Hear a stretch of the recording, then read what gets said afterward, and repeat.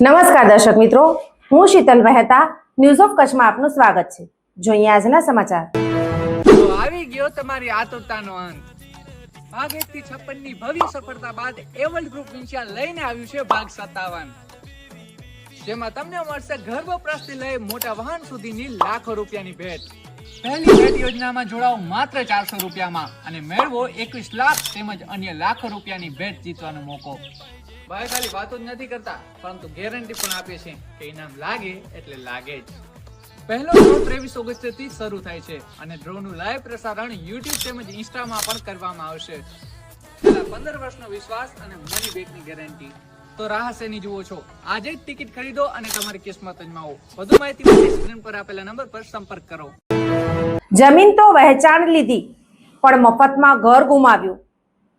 ભુજમાં જમીન વેચાણના નામે 33,51,000ની ઠગાઈ, વચેટીઓ ઝડપાયો। વાડાસરની ખેતીની જમીન વેચાણ લેવાનો સોદો કર્યા બાદ સુથી પેટે રૂપિયા 5,51,000 મેળવી તેમજ તેઓના કહ્યા પ્રમાણે ફરિયાદના 28 લાખના મકાનનો દસ્તાવેજ કરી આપ્યા બાદ જમીનનો દસ્તાવેજ ન કરી આપી કે નાણાં પણ પરત ન આપતા ફરિયાદીએ 2 વિરુદ્ધ છેતરપિંડીની ફરિયાદ નોંધાવી છે। દરમિયાન એક વચેટિયા આરોપીને એલસીબીએ ઝડપી લીધો છે। આ અંગે ભુજના એ ડિવિઝન પોલીસ મથકે અગાઉ અરજી કર્યા બાદ તે અરજીના અનુસંધાને ગઈકાલે માધાપરના કલાપૂર્ણમ નગરમાં રહેતા દીપકભાઈ ઇન્દ્રવદન જોશીએ નોંધાવેલી ફરિયાદ મુજબ એકાદ વર્ષ પૂર્વે તેમણે તથા તેમના વેવાઈને જમીનમાં રોકાણ કરવાનું હોવાથી ફરિયાદી ગની લતીફ બાફણને મળ્યા હતા અને તેમની પાસેની જમીનો બતાવી હતી, જેમાં વાડાસરની જમીન પસંદ પડતા તારીખ 8/9/2024ના દામજીભાઈ હિરજીભાઈ પટેલ તેમની ઓફિસે બધા મળ્યા હતા। આશરે 6 એકર જેટલી જમીન દામજીભાઈના પત્ની શાંતાબેનના નામે હોવાનું દામજીભાઈએ જણાવી આ જમીન રૂપિયા 46 લાખમાં વેચવાની વાત કરી હતી। ફરિયાદીએ જણાવ્યું કે તેમનું એક મોટું મકાન ગોકુલધામ 1માં છે, જેની કિંમત રૂપિયા 31,50,000 થાય છે। આ મકાન વેચાઈ જાય ત્યારબાદ આપણે જમીનનો સોદો કરશું। આ બાદ ગનીભાઈ અને દામજીભાઈએ અંદરોઅંદર વાતચીત કરી જણાવ્યું કે તમારું મકાન રૂપિયા 28 લાખમાં જમીનની રકમમાં જમા કરાવી લઈશું અને બાકી રહેતી રકમ પૈકીના રોકડા રૂપિયા 5,51,000 સુથી પેટે અને બીજા રૂપિયા ખેતીની જમીનના દસ્તાવેજ કરીશું ત્યારે આપજો। આમ તેઓના કહ્યા પ્રમાણે સુથીના રૂપિયા આપી સાટા કરાર કરી લીધા હતા। આ બાદ ગનીભાઈ માર્ચ 2025માં મકાનનો ગ્રાહક લઈ આવતા ગનીભાઈના કહેવા પ્રમાણે ગોકુલધામ 1ના મકાનનો દસ્તાવેજ સૂરજસિંઘના નામે ફરિયાદીએ કરી આપ્યો હતો।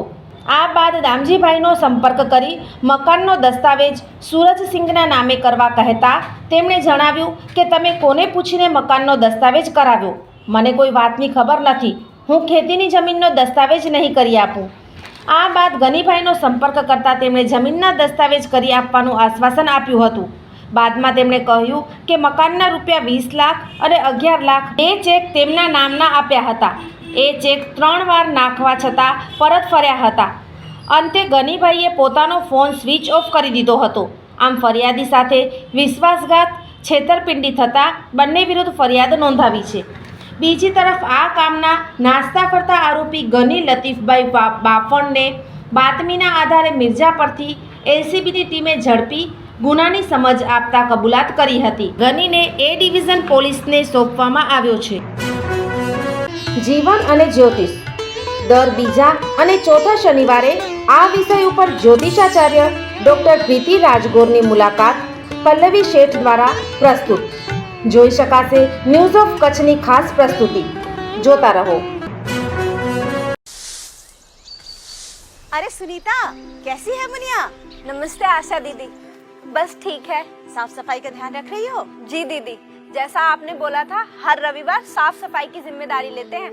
जहाँ कहीं भी पानी इकट्ठा देखते हैं तुरंत साफ करते हैं, जैसे पानी का ड्रम, कूलर, फ्रिज की ट्रे, सबकी साफ सफाई करते हैं। और आसपास कहीं भी टायर, नारियल, खाली बर्तन या किसी भी चीज में पानी जमा होने नहीं देते दीदी। बहुत बढ़िया। हो फ्रिज का ट्रे हो, गमला या हो कूलर की टंकी मेरे यार, याद से कर डालो सब साफ हर रविवार।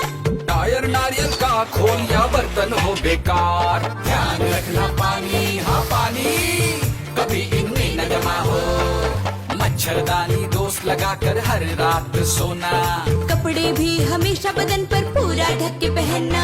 इन छोटी छोटी बातों का रखोगे ध्यान तो डेंगू चिकनगुनिया मलेरिया दिमागी बुखार से बचेगी जान। बस अब लो हर रविवार सफाई की जिम्मेदारी, मिलकर पड़ेंगे मच्छरों पर भारी। દર્શક મિત્રો, આજે તારીખ 11 ઓગસ્ટ 2025 આ હતા આજના સમાચાર. આવતીકાલે ફરી મળીશું. ત્યાં સુધી મને રજા આપશો. નમસ્કાર.